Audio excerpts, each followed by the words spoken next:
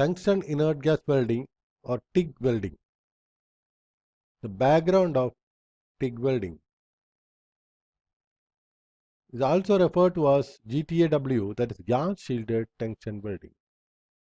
In TIG welding, a tungsten electrode heats the metal you are welding, and gas, most typically argon, protects the weld from airborne contaminants.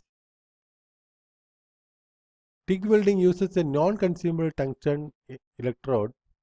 The filler material, when required, is added by hand. Shielding gas protects the weld and tungsten electrode. The gas tungsten arc welding, that is GTAW, is a process that melts and joins metals by heating them with an arc established between non-consumable or uncoated tungsten electrode and the metals. The weld pool temperature can approach 2500 degrees centigrade. The tungsten electrode is used to make the arc. It is contacted with a water-cooled copper tube to prevent overheating. A shielding gas goes through the torch body and nozzle toward the weld pool to protect it from air. The filler material for joining thicker materials is spread manually or automatically. This is the filler rod, and this is the shielding gas and the power source. This is contact tube. The techniques for basic weld joints. Arc length, normally 1 electrode diameter when AC welding with a balled end electrode is used. When DC welding with a pointed electrode, arc length may be much less than electrode diameter.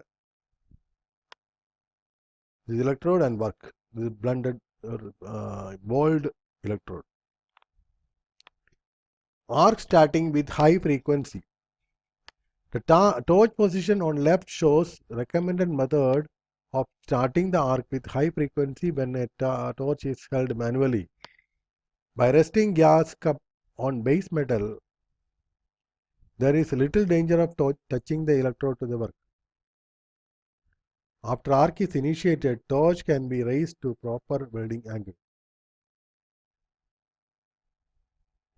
Manual torch movement.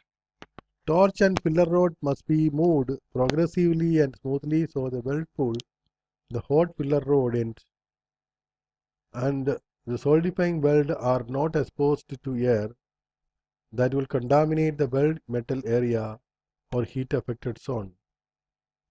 When an arc is turned off, force flow of shielding gas should shield the weld pool, electrode and hot end of the filler rod. Advantages. Welds more metals and metal alloys than any other process. High quality and precision. Aesthetic weld beads. No sparks or spatter. No flux or slag. No smoke or fumes. Lower filler metal deposition rates. Good hand-eye coordination, a required skill. Brighter ultraviolet rays than other processes. Slower travel speeds than other processes. Equipment cost tends to be higher than other processes. The most used TIG shielding gases, the argon, helium mixtures.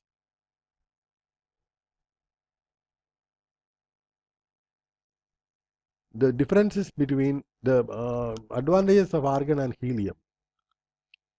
The good arc starting, good cleaning action, good arc stability, focus the arc on lower arc voltages 10 to 30 CFH flow rates.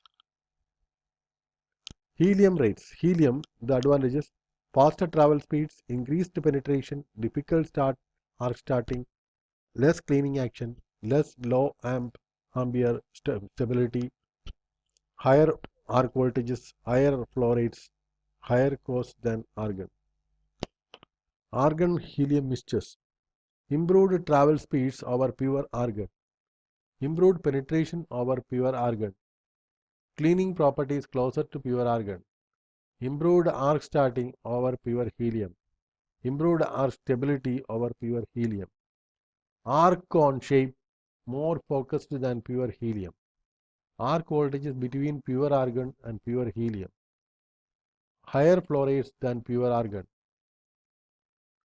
Cause higher than pure argon.